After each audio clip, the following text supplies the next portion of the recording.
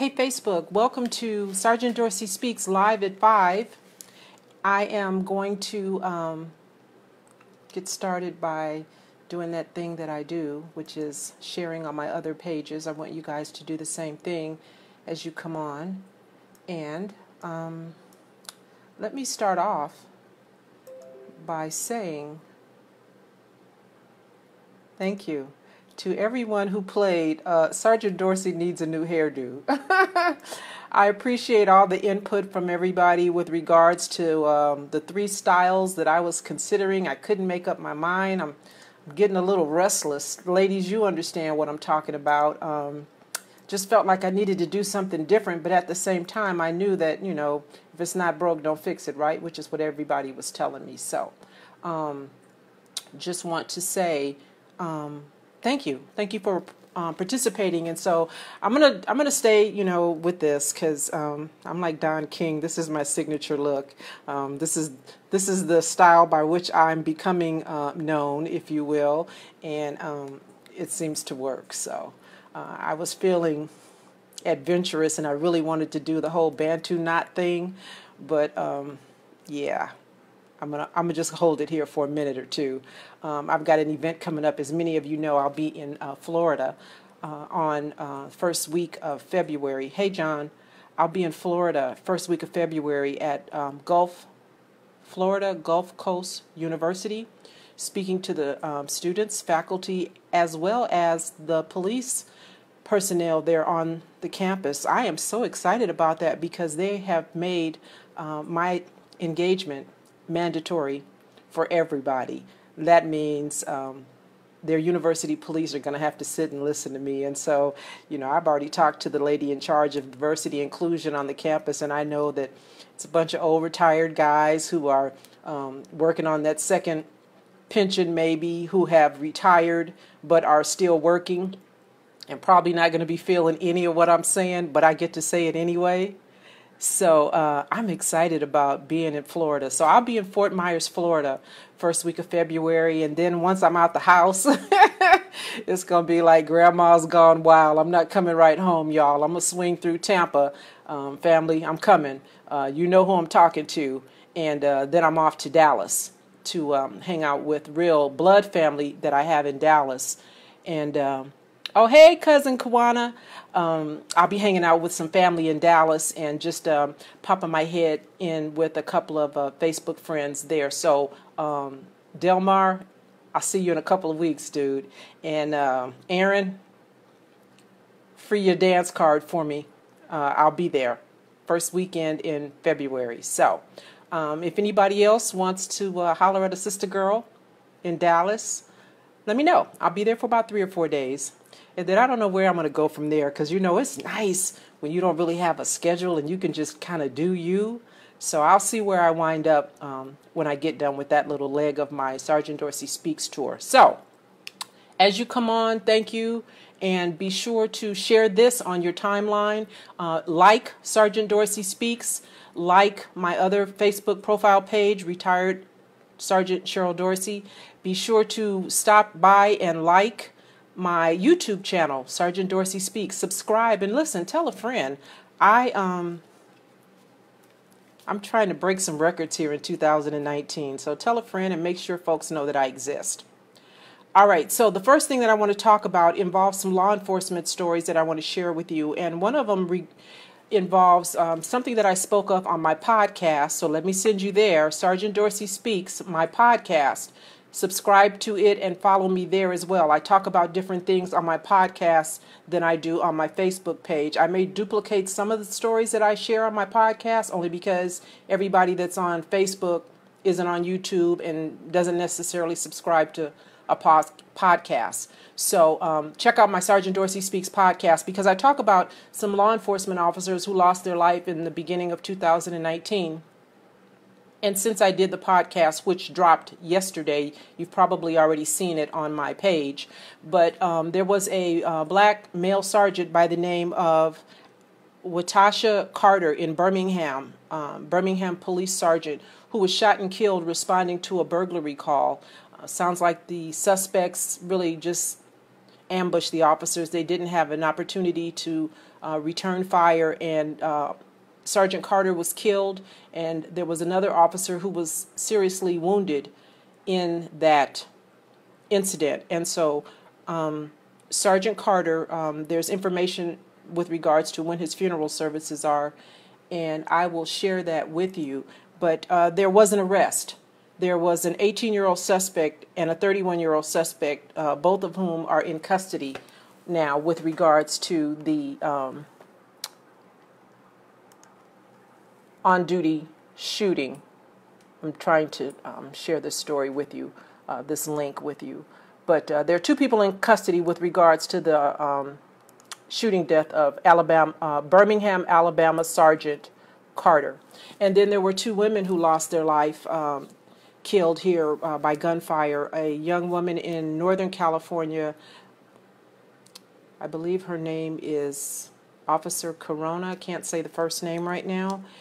But, and then tragically in Shreveport, Louisiana, another young woman lost her life, not in the line of duty, but her name is Chateri Payne. And I don't know why, but this particular shooting is just really troubling to me, because this young woman was shot on her way to work, and now we know it was a boyfriend, her child's father, who shot and killed her. And I figured it had to have been something that was very personal, because she was shot 4 times and ultimately she died.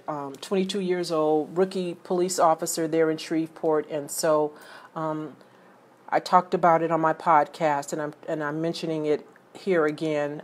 Information is forthcoming with regards to her funeral services as well for family that's there in Shreveport. If you want to attend the services for Chateri Payne, you can find her Facebook page, which is Chateri, is the way she spells her first name.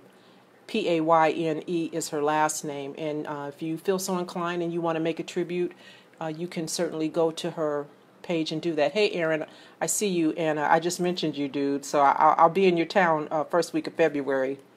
I'll be looking out for you. You be looking out for me. Also, wanted to talk about... well, before I get to R. Kelly, because there's some fallout going on with that, and you know, I'm not going to spend a whole lot of time on him, but I just want to update you on what's going on. But what I do want to do is I want to say thank you to the government employees who are being forced, some of you, to go back to work. And thanks, Jay. Natalie Corona is the young lady, the police officer in Davis, California, who was shot earlier in this month. Thanks for that, Jay.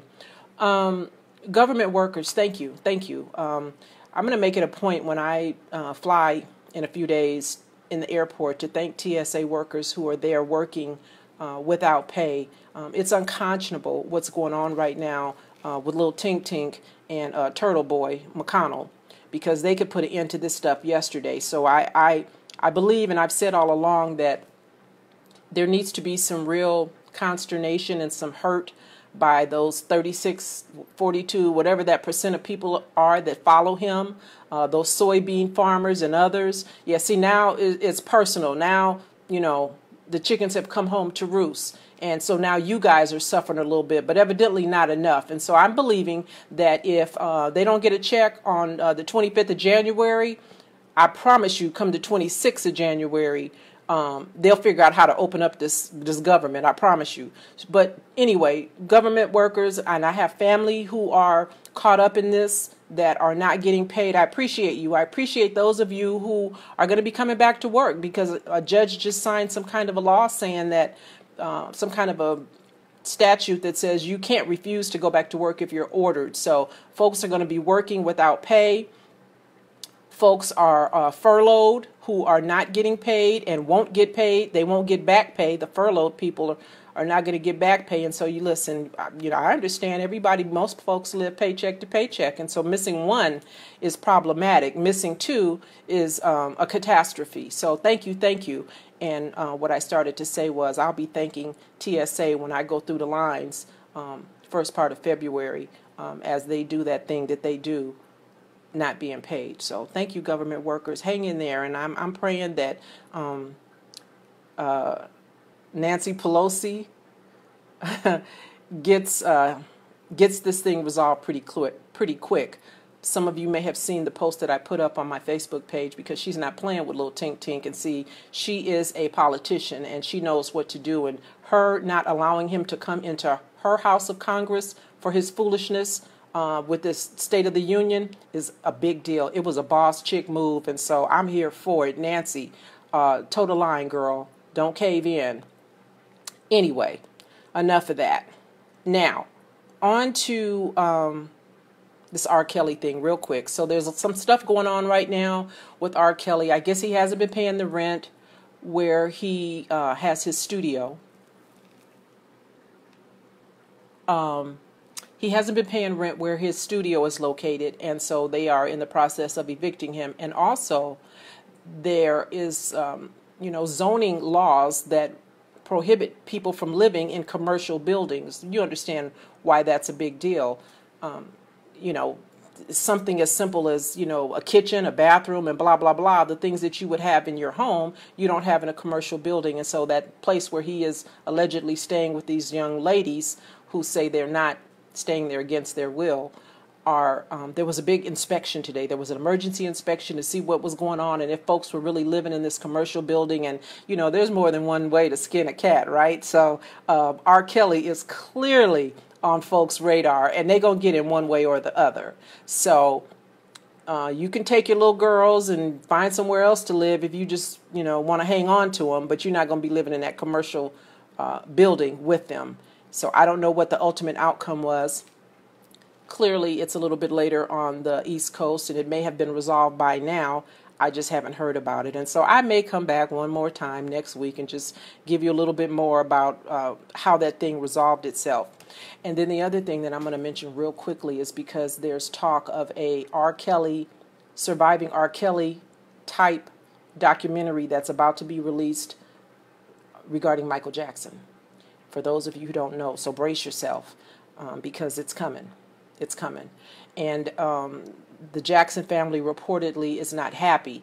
And so as I talk a little bit about that story, let me just say thank you to my sister girl, Thais, because she keeps me informed and up to date on my celebrity gossip. I'm not a celebrity girl, but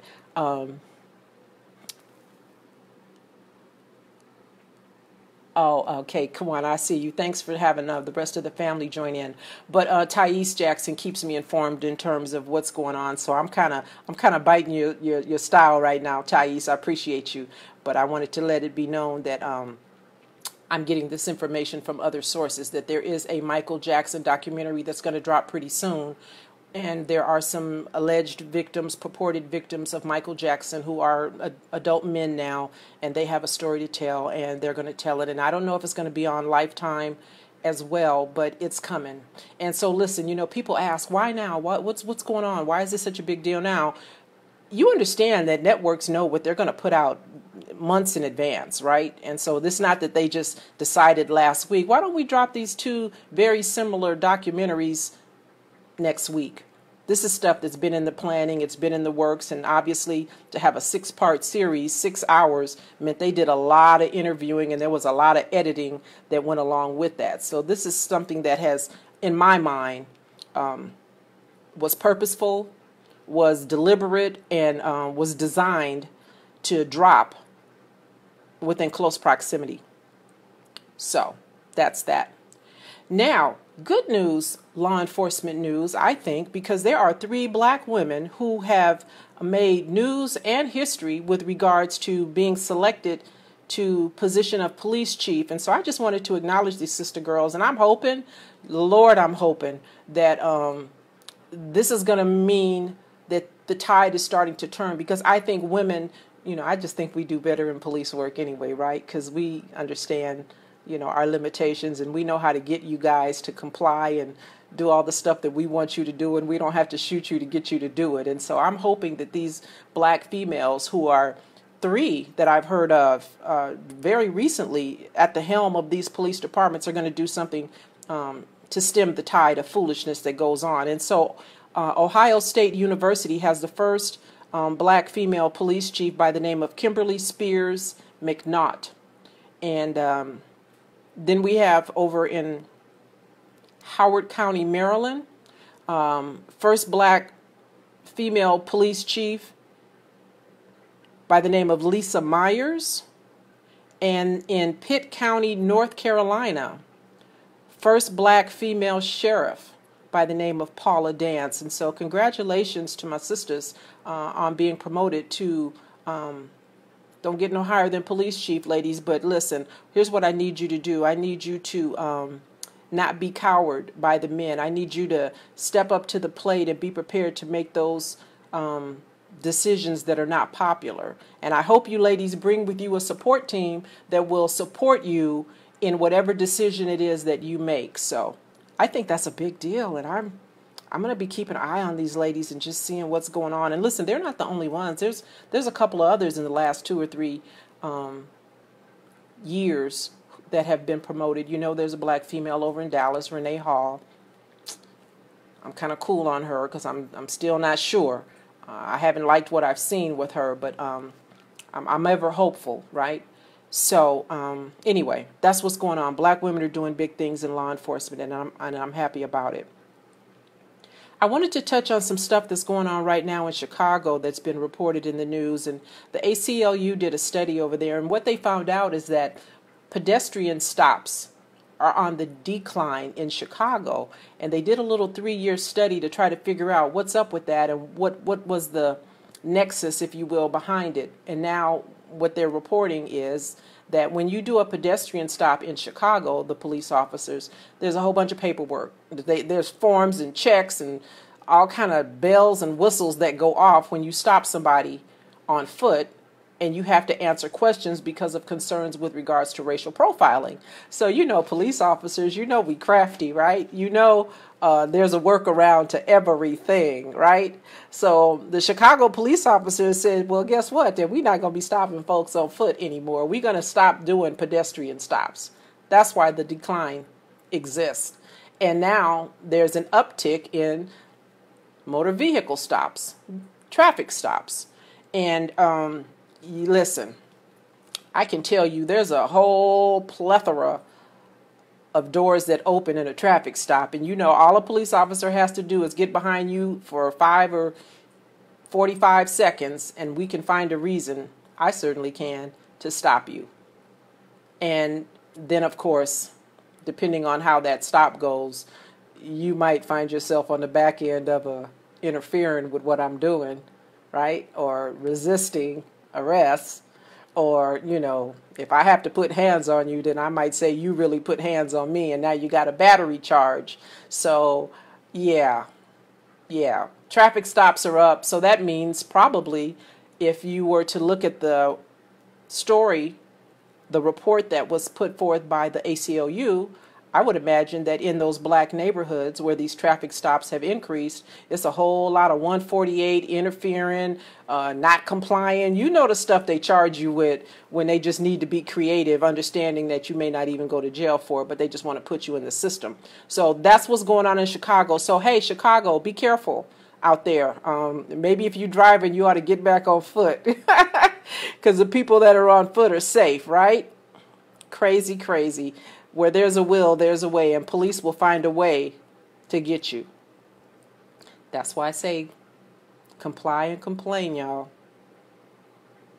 There's another story that I wanted to talk about, and I touched on this on my podcast, but this is really troubling to me. Maybe some of you saw the story about this young woman who's been in a coma for, I've heard 14 years, and I've heard 20 years. In Phoenix, Arizona, she was staying in a care facility, this young woman who's been comatose for many years, and she just gave birth. End of December, she gave birth. There was a frantic 911 call because the workers at this care facility didn't know the woman was pregnant, and she's going into labor, and it's a problem. The CEO of this facility has since resigned because he understands he got some splaining to do. And of course, the family is most upset. They've said that this child will be well taken care of by the family. I believe she is a native Indian, the woman who was victimized. But I say this because, you know, this reminds me of this whole thing, you know, with R. Kelly that's going on, because people are so quick to want to minimize and mitigate, devalue a victim's account. If this young woman wasn't in a coma for decades, somewhere somebody probably would be wondering if she was telling the truth. Well, we don't question her because she's in a coma. So, she didn't want this, she didn't consent to it, and she doesn't condone what's been happening to her. And my guess is that he probably, whoever was raping her, because that's what it was, didn't do it just once and get lucky. My guess is if she's been in a coma for 2 decades, that this person was coming to her like she was his woman on a regular basis. And it's why it's so important, folks, when you have family in a care facility, whether they're communicative or not, even an elder in a facility, when you don't pay attention, then the facility workers tend to think you don't really care. And then folks will do to your family whatever they want.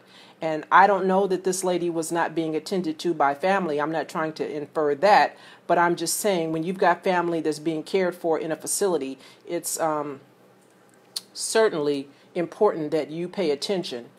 This young woman was given a medical exam, it was reported, but evidently they didn't do a pregnancy test, because why would they? She's been in a coma for 2 years, and they didn't expect to do that. So, victims should be believed, whether you're in a coma or whether you're able to communicate that something happened to you by someone that you did not intend to be engaged with, involved with, or whatever. Lisa, what's your question? Your question is, what is the level of care that she was receiving that nobody noticed changes in her body? Right, because listen, if she's been comatose for 2 years, not to be, insensitive, but she has no muscle, right? I mean, I got lots of questions, and I don't want to, that's a very personal decision, but why would you keep somebody in a coma for 14 years even? If it's 14 to 20, why would you keep someone in a coma for that length of time? You understand how difficult it must be for the family to have to come and see her every day for 14 years? I have a problem with that right there. But listen, I can't, it's not for me to tell anybody when to, end a life, pull the plug, whatever it is that you do. But, I went through that with both of my parents, and, thankfully, my mom had a DNR, and, when she slipped into a coma, all I had to do was go to the hospital with her medical directive and say, yeah, you need to get my mother off of that. And it took about 2 more days after that, but thankfully I had it, which brings me to another situation, black people. Take care of your business. Take care of your business, because you never know. And once they hook you up to a machine, it's almost impossible to get them to unhook you. And even with the medical directive for my mom, it was very difficult. I mean, it wasn't difficult, but they had to go to the ethics board and have a meeting and take my mother's living trust with her medical directive that said she did not want to be on a ventilator. And so it took about 2 days for them to take her off. Oh, Monica, you said you think the workers knew what was going on? Well, at least one worker knew, right? Because he was the one sexing her. So, yeah, that's just all bad. And so, I feel very bad for this family. And, yeah, somebody's got some splaining to do. And I'm certain that they will get an attorney, and they may wind up with their own care facility and with private caretakers when this lawsuit is settled to take care of this woman. So anyway, that's that. Wanted to, we're right at 30 minutes, and I want to try to keep it to that because I know y'all got things to do. But again, just wanted to say thank you to my Facebook followers, my YouTube subscribers. For those of you who may be new and don't know, I have a website, www.sgtsheryldorsey.com. You can go visit my website. You can listen to these interviews, radio interviews. You can check out my book, which is Black and Blue, The Creation of a Social Advocate. Excuse me. I'm sorry, my nose is running. Stop by my website and read the first chapter of my book, Black and Blue, The Creation of a Social Advocate, as well as my book that's going to be released very soon, Black and Blue, The Creation of a Whistleblower. And the creation of a whistleblower talks about, the trials and tribulations that I went through as a person who was discriminated against, harassed, retaliated against by the Los Angeles Unified School District. And, what I went through is not unique to me, not unique to LAUSD, but I wanted to share that story with people so that if you are ever in a situation where you're retaliated against by an employer, you have an idea about what the steps are that you should take, number one, to protect yourself, and number two, to be made whole in the event that they come after you like they did me. So www.sergeantsgtsheryldorsey.com and check out my 2 books. Tell a friend. See you guys next week. Thank you for being faithful, for chiming in. Thank you for sharing stories with me that I can share with others. And I will see you guys next week. So until next time, you guys, you know what's up. Be good. Be safe. See if I can turn this off.